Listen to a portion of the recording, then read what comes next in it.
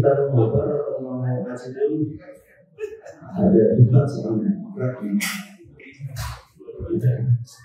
Satu aja ya, satu aja. Tadi Pak Krisno udah ngasih informasi soalnya jam 9 ya, jam 7 kan? Iya, mulainya dari jam 6. Udah mulai kan? Jam 6 tadi Pak Krisno undangannya jam 7 soalnya. Dia udah sedikit pagi soalnya. Iya. Berat nih soalnya. Ini ngaji terberat. Tapi insya Allah ada jaminan untuk kita masalah ketahuan. Ada Rasul Sallallahu Alaihi Wasallam dalam siapa yang berjalan untuk berjibaku dalam sebuah ilmu, maka Allah akan memudahkan jalan yang menuju surga. Insya Allah. Insya Allah. Insya Allah. Berat, jujur berat. Bismillahirrahmanirrahim. Assalamualaikum warahmatullahi wabarakatuh. Alhamdulillahilladzi arsala rasulahu bil huda wa dinil haqq liyudhhirahu 'ala ad-dini kullihi wa kafa billahi shahidan. Asyhadu an la ilaha illallah wahdahu la syarika lahu wa asyhadu anna Muhammadan 'abduhu wa rasuluh. Amma ba'du. Para jemaah salat maghrib dan insyaallah akan dilanjutkan dengan salat isya. Rahimahullah taala wa ra'akum. Saya diamanahi untuk membadali Ustaz Zainal Mutaqin yang sedang di Madinah, ya, di Saudi lah, mestinya lagi mengurus untuk persiapan haji, dan beliau hari ini seharusnya mengisi tafsir. Makanya saya coba bawakan yang ya gak jauh-jauh lah dengan tema debat hari ini. Bukan tema, dengan kegiatan debat hari ini. Kalau temanya kan tentang HAM ya, terus tentang apa lagi hari ini? Tentang apa? Keamanan ya, kalau nggak salah. Iya benar, Pak Wisno, panitianya di Pak Wisno. Tentang pertahanan kan? Pertahanan ada dua, pangan dan Oke. Bismillahirrahmanirrahim. Insyaallah tafsir yang akan kita coba ambil atau yang coba kita pahami bersama-sama yaitu tafsir tentang surah As-Saff ayat terakhir ayat 14. Yang semuanya insyaallah sudah hafal bunyinya. A'udzu billahi minasyaitonir rajim. Ya ayyuhalladzina amanu kunu ansarallah. Kama qala Isa bin Maryam lil hawariyyin man ansari ila Allah qala al hawariyun nahnu ansarullah. Fa'ayyadna alladhina fa'amana ta'ifatun min bani Israila wa kafarat ta'ifah fa'ayyadna alladhina amanu ala aduwwihim fa'asbahu dhahirin. Ayat ini tentang apa? Tentang apa? Tentang perintah Allah supaya kita menolong agama Allah. Ya ayyuhalladzina amanu, hei orang-orang yang mengaku dirinya iman dari kecil. Orang-orang yang katanya mengaku rajin ibadah. Orang-orang yang katanya merindukan jannah, merindukan surga. Kunu, jadilah kalian semuanya yang tadi mengaku-ngaku itu diberi tuntutan oleh Allah. Allah ingin bukti kepada kita. Kunu, adanya iman itu, adanya pengakuan itu, coba tunjukkan dengan apa? Ansar Allah, dengan menolong Allah. Allah perlu ditolong, itu perdebatan panjang. Kalau para jemaah itu sering mendengarkan perdebatan di sosmed gitu kan, tentang satu mazhab dan mazhab yang lain, Allah kok dibilang gitu kan? Allah sudah memerintahkan di dalam ayatnya langsung ansarallah, nasrun minallahi, kita kenal, wa fathun qarib, pertolongan dari Allah, ya kan, wa fathun qarib, dan kemenangan itu akan sangat-sangat dekat. Kunu ansarallah, dan Allah jadilah kalian semuanya, jangan cuma mengaku beriman. Maka surah As-Saff ini pun dibuka dengan pukulan yang sangat telak sebenarnya. Apa bunyi awal surat As-Saff? Ya ayyuhalladzina amanu lima taquluna ma la tafalun, hei orang-orang yang katanya beriman, hei orang-orang yang katanya mengaku Islam. Kalian itu banyak yang bisa ngomong tapi amalnya sedikit. Lima taqulun, ngapain sih banyak bicara tapi tidak ada yang bisa diamalkan. Kabur maqtan indallahi an taqul ma la taf'alun. Dan dosa yang sangat-sangat besar bagi orang-orang yang dia cuma mengatakan ini amal baik loh, itu amal baik loh, tapi tidak ada sedikit pun amal yang dikerjakan. Dia cuma bisa menunjukkan, dia cuma bisa menyarankan, tapi sendirinya saja tidak mampu untuk melakukan. Jangan lakukan ini ya, tapi ternyata apa? Dia justru malah yang melakukan. Kabur maqtan indallahi an taqul ma la taf'alun. Itu dosa yang tidak akan kecuali dia bertobat. Kunu ansarullah, jadilah kalian menjadi penolong-penolong Allah kama qala Isa bin Maryam, seperti halnya para pengikut atau seperti halnya perkataan Isa bin Maryam kepada Hawariyin. Hawariyin itu apa? Kaum. Kalau Bapak baca di terjemah, di tafsir entah itu Qurtubi, entah itu Tobari, entah itu As-Sa'di, entah itu Kasir, Bapak akan jumpai bahwasanya Al-Hawariyin itu jumlahnya cuma 12. Sudah bayang Pak, ayat ini sebenarnya tentang apa? Jadi orang-orang yang mau menolong agamanya Allah dari dulu memang jumlahnya sedikit, gak banyak. Lil Hawariyun itu jumlahnya cuma 12 orang. Dan di antara mereka itu para pemuda. Baru tafsirnya di akhir. Man ansari ilallah.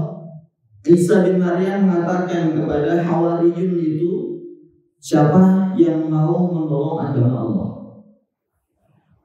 Dan dari 12 orang tadi, Hawariyun itu cuma satu Pak yang mengatakan saya. Itu dengan tegasnya. Yang dari satu ini akhirnya membuat apa? Yang 11 itu. Tahu nggak Pak? Satu ini tahu Pak? Yang kelak akan disembah oleh orang-orang Nasrani.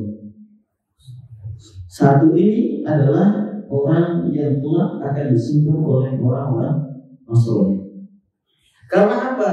Satu orang ini awalnya pemuda Pak. Pada saat itu Isa mengumpulkan Hawariyun itu di rumahnya. 12 orang tadi dikumpulkan di rumahnya. Yang singkat cerita, Allah memerintahkan kepada Isa bin Maryam untuk naik ke langit. Makanya sampai sekarang Isa belum meninggal. Karena kelak Nabi Isa akan diturunkan untuk melawan Dajjal laknatullah alaihi. Ada perintah dari Allah untuk Nabi Isa alaihissalam naik ke langit. Maka dia kumpulkan Hawariyun itu. Kemudian dikatakan kepada Hawariyun itu, siapa yang mau diserupakan tubuhnya, wajahnya persis sebenarnya saya. Kemudian pemuda tadi mengatakan saya. Nabi Isa melanjutkan, siapa yang mau tubuhnya diserupakan dengan saya. Lagi-lagi apa? Pemuda tadi. Ketiga kalinya, siapa yang mau diserupakan denganku? Lagi-lagi pemuda tadi. Sampai akhirnya di dalam nggak ada lagi ternyata. Dari 12 orang tadi ternyata cuma dia. Akhirnya apa? Diserupakan dia persis, nggak ada bedanya sama sekali dengan Isa bin Maryam. Ketika sudah diserupakan persis, akhirnya Allah angkat Isa bin Maryam ke langitnya Allah. Dan datanglah orang-orang Yahudi yang sekarang sedang menjajah pula. Jangan sampai lupa Pak, Yahudi sampai sekarang masih menjajah. Israel sampai sekarang masih menyerang. Bukan terakhir, kemarin pas tahun baru, di mana banyak negara-negara menyalakan kembang api. Ternyata Palestina, Gaza, orang-orang Hamas, Al-Qassam mengirimkan kembang api terbesar di dunia kepada Tel Aviv. Tunggu Pak, beritanya. Kembang api terbesar pas persis di malam tahun baru. Apa itu Pak? Rudal-rudal yang dikembangkan dari 75 menjadi 90 km jangkauannya. Itu diluncurkan pada malam tahun baru. Di saat orang-orang Yahudi, orang-orang Israel, ya, dia menarik tuh tentara-tentaranya. Kenapa? Menganggap orang-orang Gaza sudah menyerah. Dan ternyata mereka sedang mengumpulkan kekuatannya. Sampai sekarang mereka belum menyerah. Namun jangan sampai terlena dengan apapun. Mereka sampai sekarang masih berjuang dan mereka benar-benar orang yang sedang menolong teman-temannya Allah. Bukan masalah negara sebenarnya. Lebih tepatnya apa? Itu kehormatan umat Islam. Kiblat pertama umat Islam. Kita mungkin seandainya itu kan negara orang lain, oke, kita tampis itu, kita boleh tinggalkan itu. Tapi masalahnya ini agama yang sedang diwarak-warandakan, bukan sebatas penduduk Gaza, bukan hanya sebatas penduduk Palestina. Sekarang sudah mulai sepi Pak, berita-berita tentang Palestina, mulai sepi tentang Gaza, apalagi datang berita tentang pemilu, hilang gitu ya. Tentangnya itu hilang. Padahal kemarin ketika permukaan tawanan, tahu kisahnya ketika orang-orang Palestina organ dalamnya ternyata diambil oleh orang-orang Israel. Jadi ketika ditukar ternyata sudah menjadi baik dan organ dalamnya tidak utuh. Itu kekejaman orang-orang Yahudi dari dahulu. Dan ini di tafsir surah As-Saff ini juga orang-orang Yahudi yang sama sebenarnya, keturunan-keturunannya sama pula. Mereka menyerang Al-Hawariyun tadi sehingga apa? Salah satu di antara mereka akhirnya terbunuh. Itu orang yang persis diserupakan dengan Nabi Isa alaihissalam, yang akhirnya dia disalib. Dan itu menjadi keyakinan bahwasanya beliau adalah Nabi Isa, padahal bukan Nabi Isa, tapi pemuda Hawariyun yang diserupakan wujudnya persis sebetulnya orang sebetulnya Nabi Isa. Qala al-Hawariyun nahnu ansarullah. Setelah satu orang yang mengatakan, ya saya yang akan menolong, ternyata diikuti. Memang harus ada kelompok, harus ada yang berorasi untuk membangunkan macan-macan yang sedang tidur itu. Karena kalau macan itu tidak dibangunkan, keledai pun mungkin akan bisa memporak-porandakan kandangnya. Karena apa? Singa-singa itu sudah terlampau nyaman. Harus ada yang membangunkan. Maka kalau Al-Hawariyun nahnu ansarullah, kami yang akan menolong. Fa'amanat ta'ifah. Sebagian, ini buktinya. Ini yang kenapa tadi dikatakan orang yang menolong agama Allah yang berdiri itu sedikit. Fa'amanat ta'ifah min bani Israel min. Kalau bapak-bapak belajar tentang nahwu, huruf min itu menunjukkan bagian yang itu tidak banyak. Fa'amanat ta'ifatu min bani Israel wa kafarat ta'ifah. Tapi ketika Allah menyebutkan kafir wa kafarat, Allah langsung menyebutkan apa? Ta'ifah tanpa disebutkan kata min. Berarti yang beriman dengan yang kafir dengan yang mana? Yang kafir tanpa adanya pemisah. Yang beriman dengan Hawariyun, dengan ucapan-ucapan Hawariyun yang dia melanjutkan ucapan Isa bin Maryam, itu cuma min, cuma sebagian kecil. Sedangkan orang-orang di luar Hawariyun itu semuanya kafir. Jadi memang dari dulu ketika Islam itu datang dengan asing, maka kembali pun akan dalam keadaan asing. Uniknya di sini Pak, fa'ayyadna alladziina amanu. Kalau bapak-bapak buka terjemahnya, maka akan ditemukan apa? Allah menolong orang-orang Hawariyun. Tapi kalau bapak-bapak belajar bahasa Arab, ayyud atau yadun itu artinya apa? Tangan. Fa ayyadna, maka Allah berikan tangannya. Kalau secara bahasa teksnya, dan di ini diartikan apa? Allah menolong. Fa ayyadna alladziina amanu ala aduwwihim. Allah menolong. Padahal yang berjuang siapa? Hawariyun kan Pak? Tapi kenapa yang ditolong sendiri siapa? Fa ayyadna alladziina amanu. Imannya yang ditolong, bukan Hawariyunnya yang ditolong. Allah sebutkan apa? Apa yang ada di hati orang-orang Hawariyun. Allah seharusnya bisa saja fa ayyadna alladziina hawariyun. Kan bisa. Tapi kenapa Allah sebutkan fa ayyadna alladziina amanu? Karena kualitas iman itu memang harus dibuktikan. Ketika iman itu sudah dibuktikan dengan sebuah amal, maka Allah akan lagi.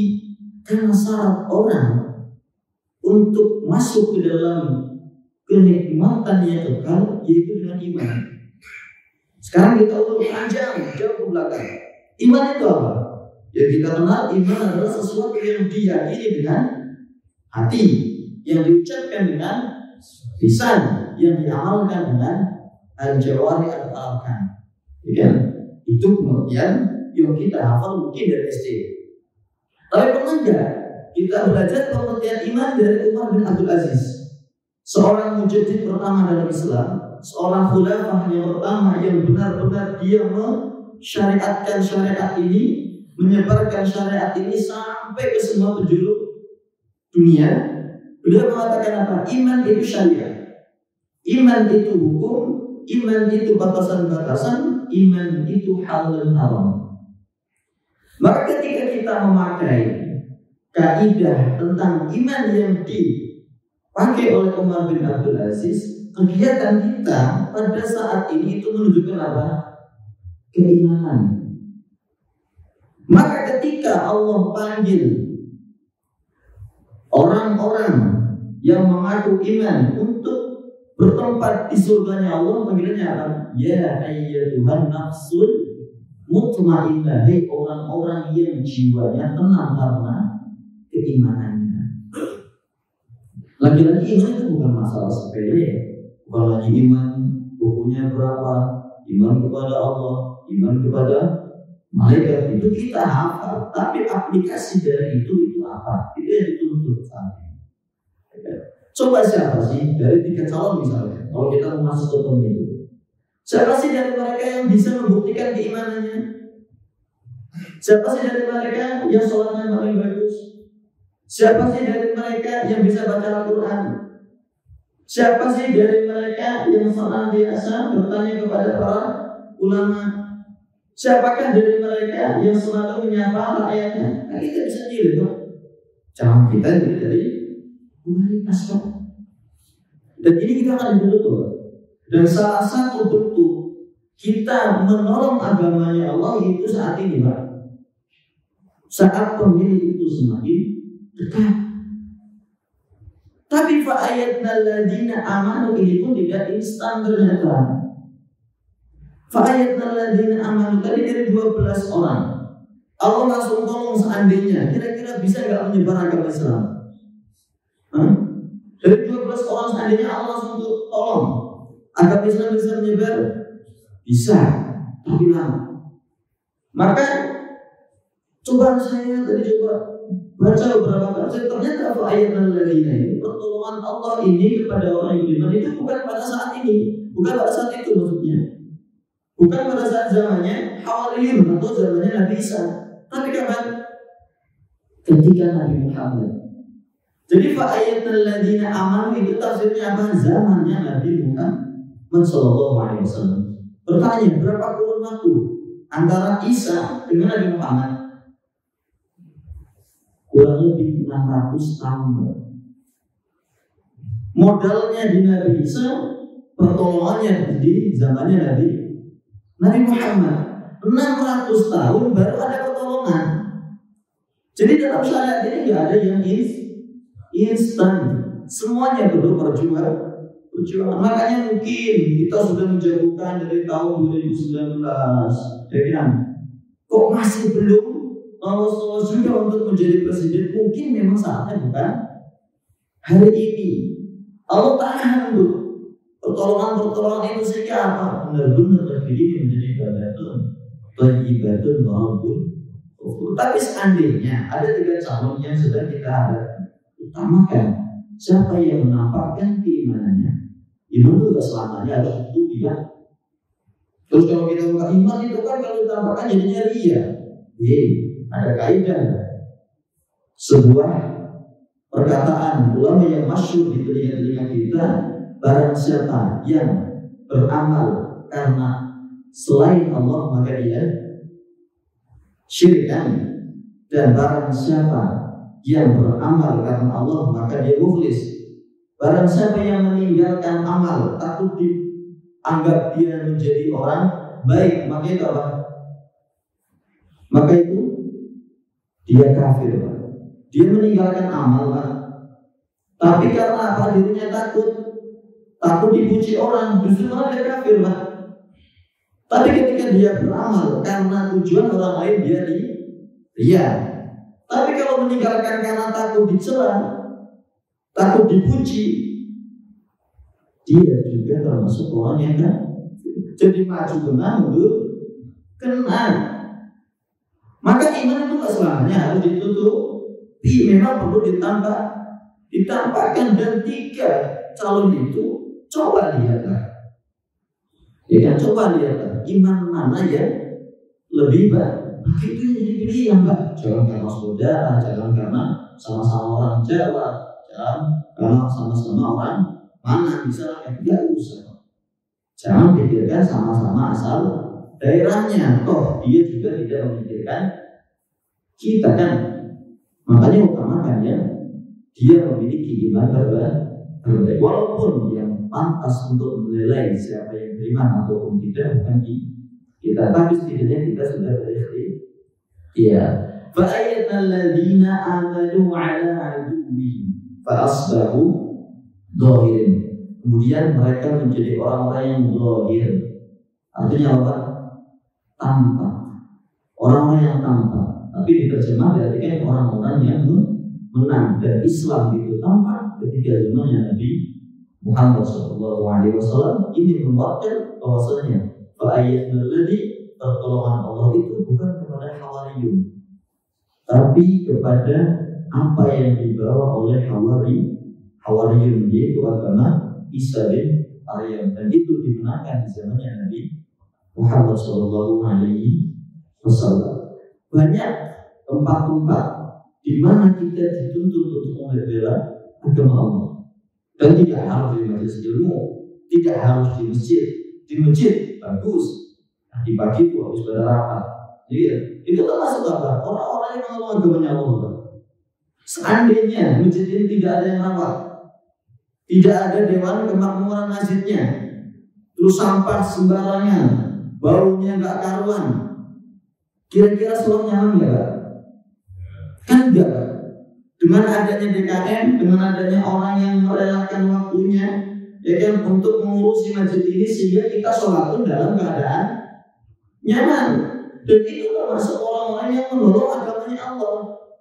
Maka beruntung orang-orang yang hatinya selalu yatahalal, orang-orang yang hatinya selalu terikat dengan masjid. Makanya Nabi Muhammad mengatakan ada 7 golongan yang dia akan dinaungi, di mana tidak ada naungan kecuali naungan Allah. Salah satunya adalah orang yang hatinya selalu terikat dengan masjid. Beruntung orang-orang yang seperti itu. Maka jangan lepas dari kebaikan-kebaikan itu. Cacian, kritikan pasti ada. Pasti ada, nggak ada yang namanya perkataan tanpa sebuah pertentangan. Jangankan ucapan kita, Pak. Ucapan Allah sendiri loh. Ada nggak yang tentang? Banyak. Allah sudah jelas mengatakan kan, qul huwallahu ahad. Allah itu esa. Ada yang tentang Allah itu 2, 3? Kan ada. Jadi Jadi nggak ada yang namanya perkataan kecuali adanya sebuah pertentangan. Hampir memang itu hukum asal, yaitu tidak ada ucapan yang suci dari sebuah pertentangan. Pasti kan ada acara yang kritik, tapi itu apa? Anggap aja sebuah gizi, sebuah jihad yang sempurna, ya. Makanya beruntung tadi pagi yang sudah merapatkan, semoga Allah jadikan amal-amal yang dilakukan oleh para Dewan Pembangunan Masjid menjadi berat timbangan di hari akhir kelak. Fa'ayyadal ladzina amanu ala aduwwihim fa'asbahu dhahirin. Itu di ranah haji, di ranah keluarga, di ranah kerja. Ya, kita juga harus menolong agama Allah. Kita sekarang menganggap bahwasanya agama itu hanya berada di masjid. Seperti itu. Mungkin bapak-bapak kenal dengan yang lagi tenar di Blitar. Ada namanya Gus Ikdam. Jamanya coba lihat Pak. Mungkin secara toriko amaliyahnya, toriko ubudiyahnya mungkin kita tidak sepaham. Tapi kita coba lihat bagaimana para jamaah-jamaah itu ternyata orang-orang bekas pecandu narkoba, ya kan? Tatoan semuanya. Mereka para preman-preman. Itu luar biasa loh Pak. Tapi ketika sudah masuk ke area namanya apa Pak? Sabilul Tobah ya.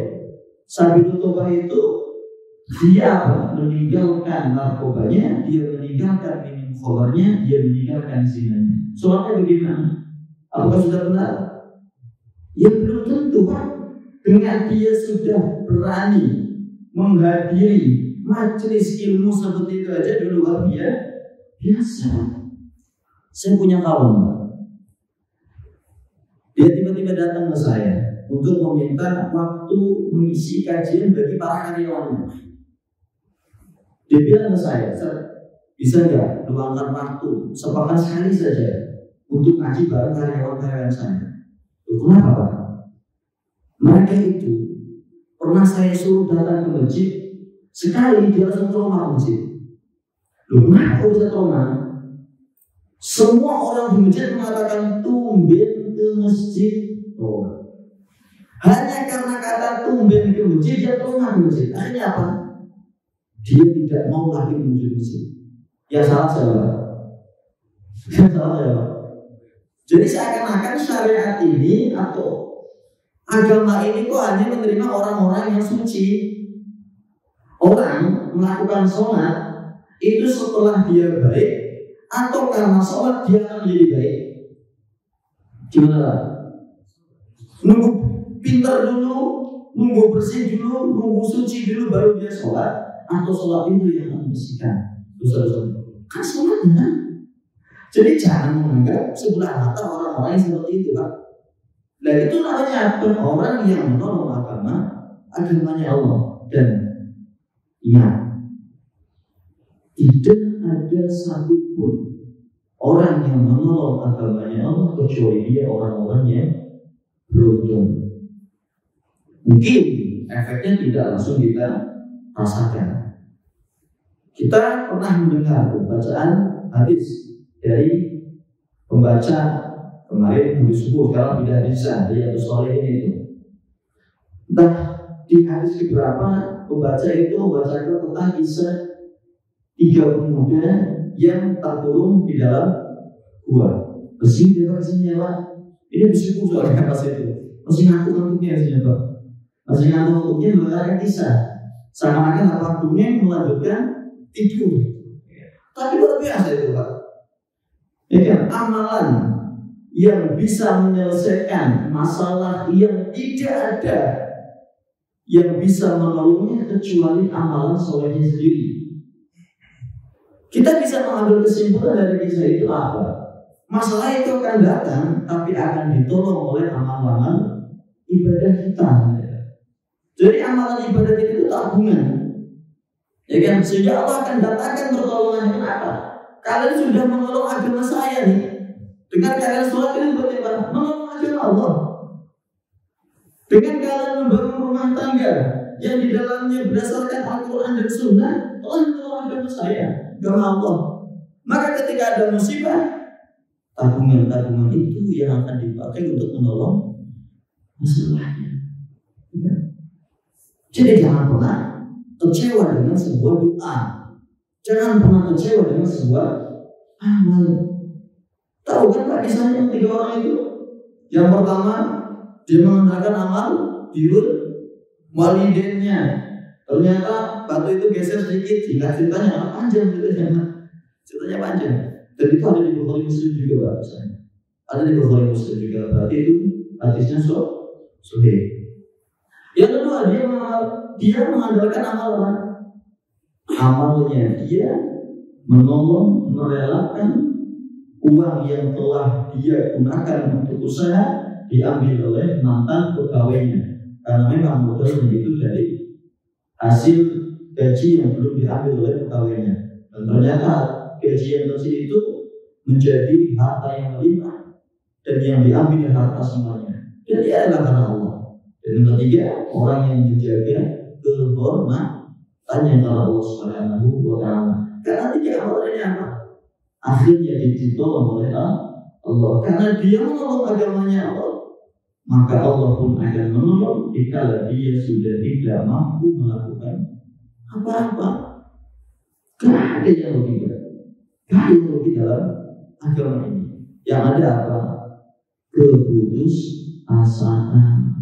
Yang ada cuma itu. Karena kita menganggap apa? Doa itu harus dikabulkan sesuai apa yang kita minta. Padahal enggak. Terkadang Allah mengabulkan doa itu dengan bentuk apa? Dengan bentuk yang lain. Dengan salah satunya apa? Meringankan beban yang sedang kita pikul. Kita mungkin doa, ya Allah, saya minta sekian. Allah tidak kabulkan sekian-sekiannya. Yang Allah kabulkan apa? Meringankan beban itu, dan itu termasuk ijabah doa. Dan banyak doa yang tidak diijabah di dunia. Karena apa? Doa itu yang akan menghiasi surga-surga kita. Karena kan surga kosong tanpa sebuah amal, dan salah satu amal itu adalah doa. Maka mumpung nih kita belum telat, masih beberapa bulan untuk pemilu. Ayo kita tolong agama ini benar-benar. Sejak apa? Allah akan menolong kita ketika pemilihan presiden, dan Allah pilihkan presiden terbaik.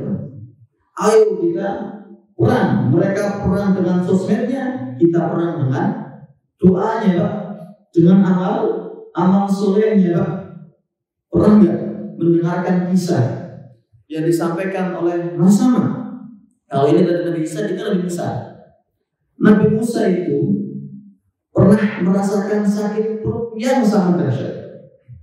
Kemudian diperintahkan oleh Allah untuk memakan sebuah rumput. Ketika makan rumput itu, perutnya sembuh seketika. Di keesokan harinya lagi, perutnya sakit lagi. Dia langsung makan rumput, tapi ternyata perutnya tidak kunjung sembuh. Padahal rumputnya sama. Bedanya apa? Kenapa yang pertama sembuh, yang kedua sembuh? Karena yang pertama Allah yang memerintahkan, yang kedua hasil ini sakit. Beda hasil, padahal rumputnya sama.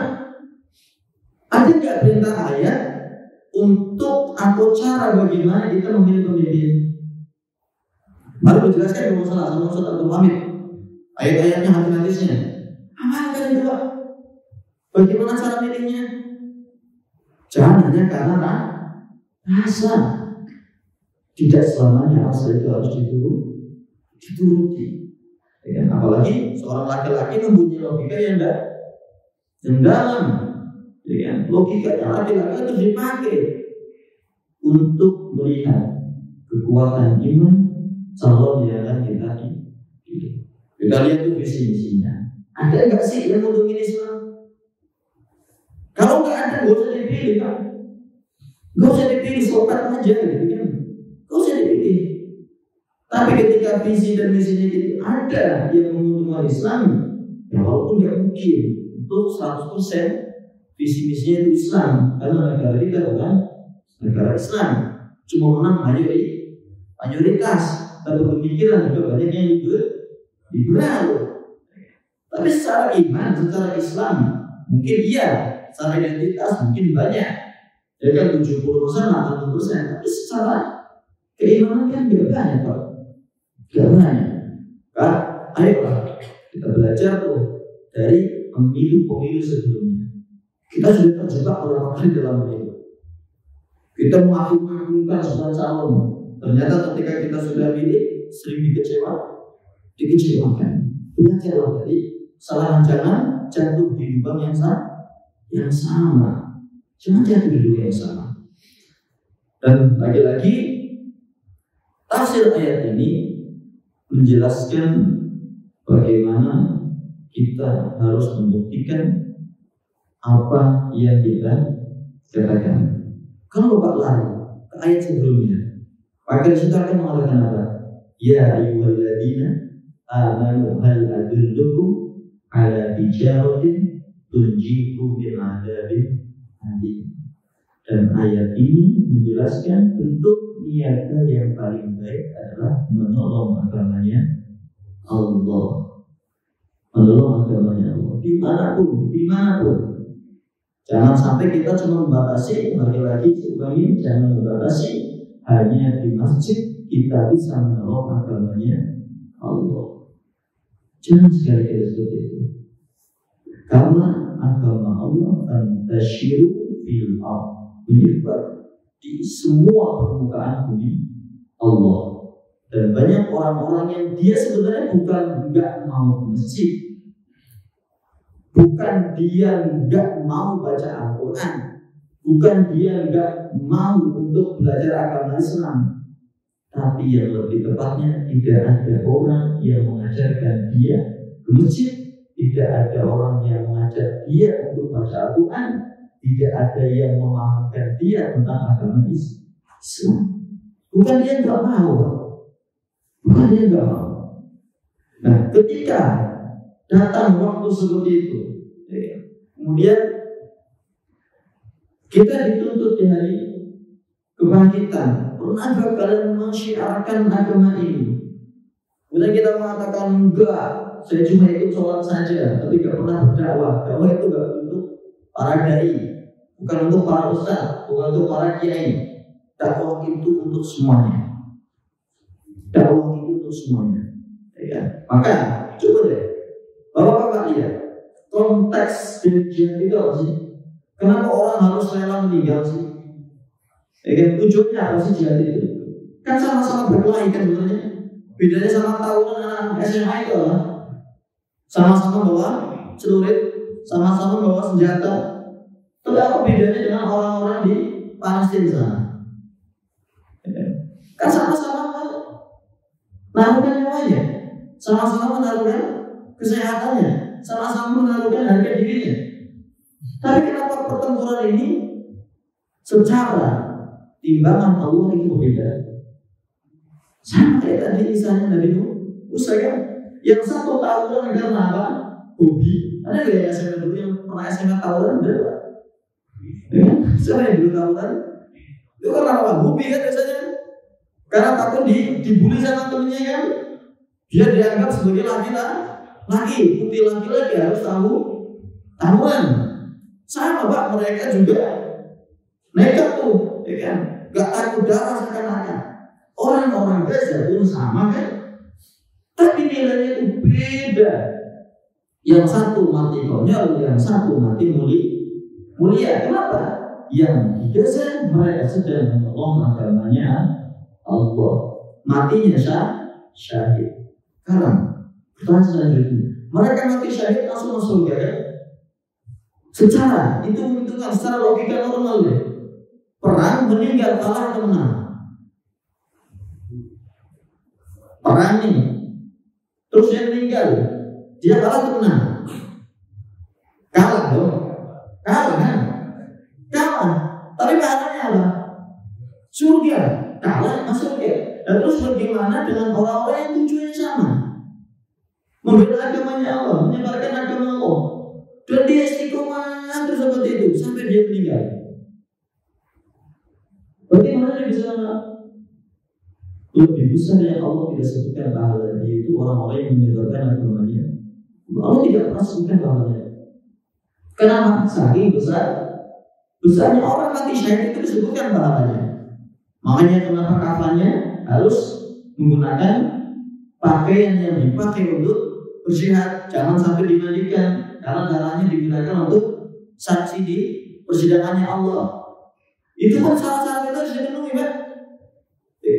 Kenapa? Harus ada bukti, harus ada saksi. Tapi ternyata ketika meninggal dia pahalanya surga. Ini orang-orang yang masih hidup istiqomah, terus yang membina rumah tangganya, membina anak keturunannya, membina tetangganya untuk senantiasa mengenal dengan Allah. Pahalanya tidak terhitung, Pak. Beruntung, pokoknya beruntung. Ini loh, mungkin duduknya kita di sini itu cuma ya duduk sambil ngantuk, mungkin kan Pak. Tapi tiba-tiba ada orang lewat, terus masya Allah, masjidnya rame ya. Ada orang penasaran, akhirnya nengok ke masjid, ternyata lagi ada taklim. Terus dia tertarik, akhirnya dia ikut sholat jamaah. Jadi bapak siapa? Jadi bapak-bapak yang duduk sini, Pak. Kalau yang ngomong tanpa ini duduk, mungkin lagi dongeng nggak bakal tertarik. Tapi karena ada orang yang duduk, akhirnya orang jadi tertarik. Jadi yang banyak pahala itu bapak-bapak sebenarnya. Kenapa? Syiar itu diterima sehingga apa orang melihat oh ternyata di mana ajakannya kayak gitu. Nah kalau cuma ngomong sendiri di depan, tiba-tiba ada orang lewat, dia lagi ngapain ya? Kan aneh dia. Jadi jangan salah. Beruntung. Lagi beruntung jangan sia-siakan waktu di mana kita bisa duduk untuk membela agamanya Allah. Misalnya coba. 2 menit lagi. Debatnya masih sampai berapa saja? Kira-kira 4 saja ya fokus. Baik, 2 menit lagi. Jadi yang terpenting hari ini adalah bagaimana kita benar-benar membuktikan apa yang kita katakan sehingga kita tidak termasuk orang yang terlalu. Yang kedua, bagaimana setidaknya agama itu benar-benar kita tolong di diri kita. Kita ngomong diri kita ini berat banget. Coba siapa yang semenjak balik dia tidak pernah meninggalkan qiyamul lail? Ada? Dia berhak untuk membebaskan kaum Mahmudah. Karena Muhammad Al-Fatih itu tidak pernah meninggalkan qiyamul lail semenjak dia balik. Dan pendidikan Muhammad Al-Fatih langsung oleh bapaknya yang baru dikirimkan kepada Samsudin.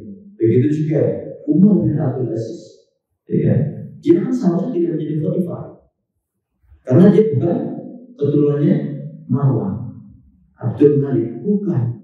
Ya, dia Umar bin Abdul Aziz, bukan Umar bin Abdul Malik. Dia nggak layak seharusnya secara nasab keturunan untuk menjadi khalifah. Tapi kenapa? Karena dia membela agamanya Allah. Coba ketika dia menjadi pemimpin, semua harta yang ada di keluarganya, ya bukan hak-haknya, diambil semuanya sampai diprotes. Makanya lahirnya orang-orang Khawarij, ya, itu kan di zamannya Umar bin Abdul Aziz. Ya dia mengatakan kepada Umar bin Abdul Aziz, Umar, katanya kamu berbeda pendapat dengan keluargamu. Kita paham ya pemahaman Khawarij? Paham pemahamannya? Dia mengatakan orang yang melakukan dosa besar maka dia wajib dibunuh, itu Khawarij. Makanya ketika dia mengatakan kepada Umar bin Abdul Aziz, Umar, katanya kamu berbeda pendapat dengan keluargamu.